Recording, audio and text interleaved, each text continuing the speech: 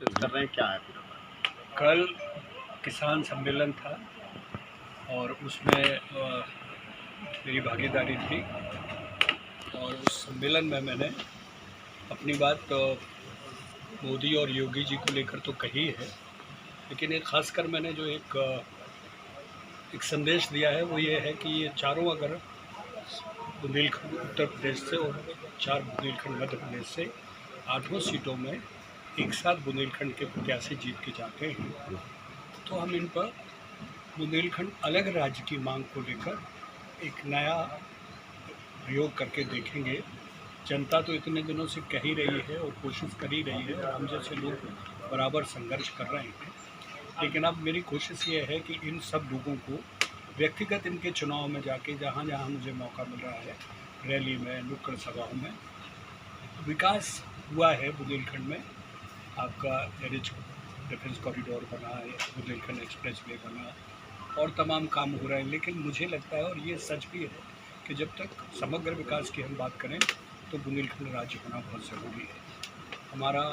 अपनी संपत्ति पर हमारा अधिकार हो और उसके बाद हम अपना संपदा को दूसरों के साथ शेयर करें,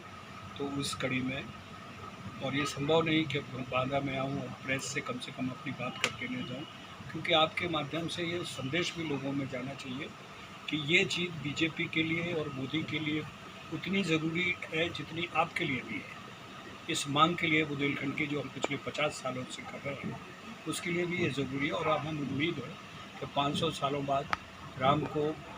भगवान राम को एक स्थान मिला तो 50 साल बाद हमें भी बुंदेलखंड राज्य मिलेगा। बुंदेला जी, आप शुरुआत में जुड़े थे और 10 साल हो गए हैं और आप बहुत दिनों से ये मुद्दा लगाए थे और जब भाजपा में आप आए थे तो हमें लग रहा था कि आप बुंदेलखंड जो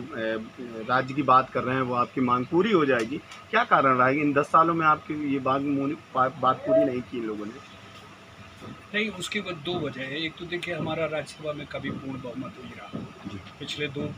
चुनाव के बाद हम लोकसभा में ज़रूर संपूर्ण बहुमत से रहे। कोई भी प्रस्ताव अगर आता है लोकसभा में तो उस प्रस्ताव को राज्यसभा में भी पारित होता है, तभी वो कानून अधिनियम बनता है। और यही वजह है कि हमने पूरा, जब हमें एक बार तस्वीर समझ में आ गई राजनीति में आने के बाद,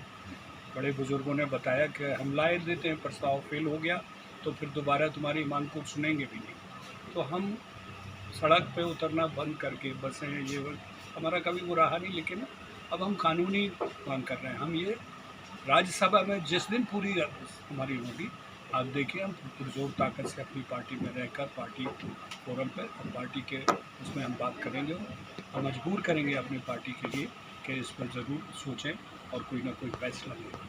बुंदेला जी,